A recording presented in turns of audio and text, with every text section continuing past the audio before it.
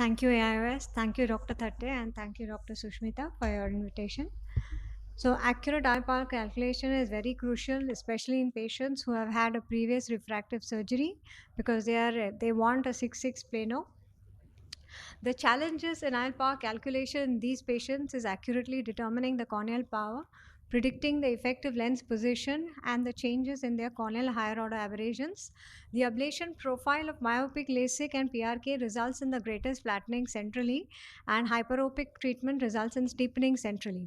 The biometers, tomographers, topography devices, they measure the corneal radius of curvature in a 1.65 to 4 mm paracentral area. The central 3 to 4 mm data is not captured by this single annular measurement. These instruments, they extrapolate the measurement obtained in the 3 mm radius towards the center of the cornea, assuming a certain ratio of the anterior posterior corneal curvature that exists in unaltered eyes.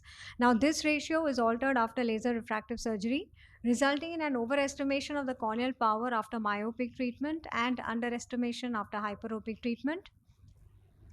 The keratomatic diopters are derived from the radius of curvature using a standardized corneal refractive index. This index is valid only as long as the proportion of radius of anterior and posterior corneal surfaces resembles that of a model cornea.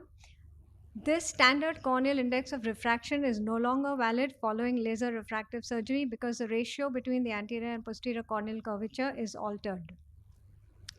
LASIK and PRK induce minimal change in the posterior corneal curvature. However, RK induces a dramatic change in the posterior corneal curvature.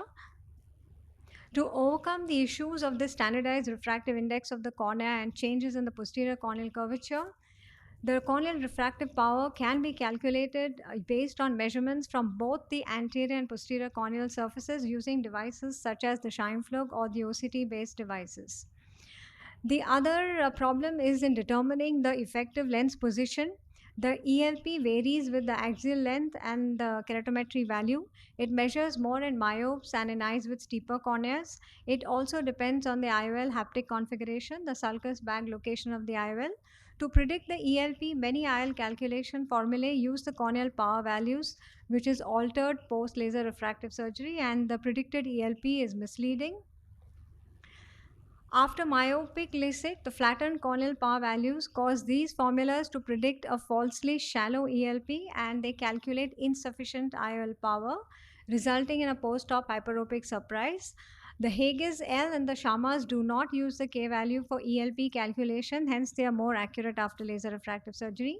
There is the Arembury formula, which proposes the double K method, where the pre-refractive surgery corneal power is used to determine the ELP, and the post-refractive surgery corneal power is used for the alpha calculation. There are different ways to do the alpha calculation. The clinical history method is no longer used because of because of a lot of inaccuracy in the alpha calculation. The combination of historical and current data, these methods are used but not so commonly.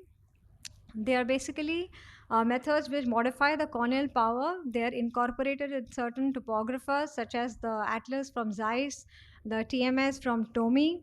Then you have methods which change the IOL power calculated, the maskets, the modified maskets. So these are also, they are used but not so commonly because there could be errors in the ultimate alpha calculation. What we use now is methods where we do not need any historical data.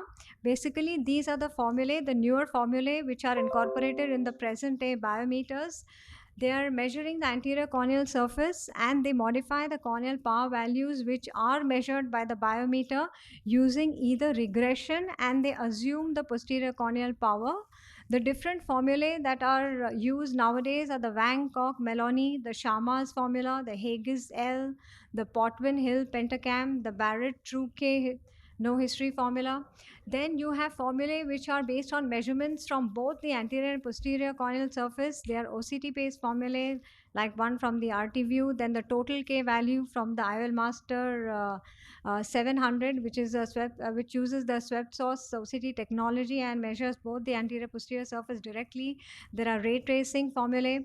Then there is the ASCRS IOL calculator, which is an online tool which uses multiple formulae, produces one average IOL power reading. There are pop-up windows which explain the use of the calculator in detail. We need to remember that the value of the IOL that we get here depends on the amount of biometry data that we provide to the calculator. The more the data points entered, the more accurate will be the IOL power calculation.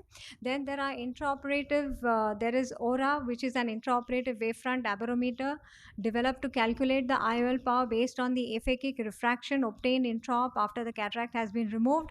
However, the values that one gets from here will vary depending on the corneal thickness, the patient's fixation, and the IOP. It is also important to decide which intraocular lens we are going to implant following the surgery. The normal corneal spherical aberration is positive. To counter that positive spherical aberration, there are aspheric IOLs that have been designed. Post-myopic LASIK and PRK, the cornea has more positive spherical aberration, so aspheric IOLs with negative spherical aberration are preferred. Post-hyperopic LASIK, negative spherical aberration is higher on the cornea, so either aberration neutral or spherical IOLs can be used. Multifocal IOLs need to be used with caution, and EDOF can be used if the corneal ablation is regular. Now, this is one of our patients who came with cataract post LASIK surgery. The axial length, as you can see here, is about 28.7. So high myo, K values are flat. So we normally look at both the Sharma's no history. I use the lens start, so I always look at Sharma's no history and the Barrett true K value. And I try to take a value which is in between the two. So we have taken 17 T3 lens, the Alcon Toric 17 T3, which is in between the Barrett and the Sharma's no history. Patient is 6x6 plano. This is the topography map of the same patient. I look at the topography to see the centration of the ablation, also to look at the higher order aberrations. Another patient who had hyperopic LASIK, she had monovision hyperopic, right eye was corrected for distance, left for near, and she wanted the same thing after cataract surgery. So again, we looked at the Sharma's no history, and we have to mention your hyperopic LASIK, myopic LASIK, and accordingly the power value comes. So Sharma's no history and Barrett true K both. So for her, we used 21.5, which was the near emmetropic reading for the right eye, and we achieved that 6 parts with a small cylinder.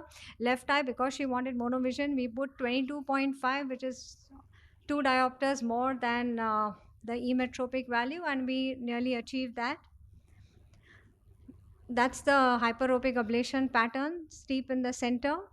Now this patient forgot whether she had a plus number or a minus number. She had LASIK some years back but didn't know which number. So for her, we took out 2 printouts. One was hyperopic LASIK and the other one was myopic LASIK. Both are Sharma's no history. And for her, it was very important that I go ahead and look at the ablation pattern. So here, if you can see, there is some central steepening. Central power is 43 and the periphery is mid-periphery is 40, 41. So looks like a hyperopic ablation. The right eye, left eye also similarly 43 in the center.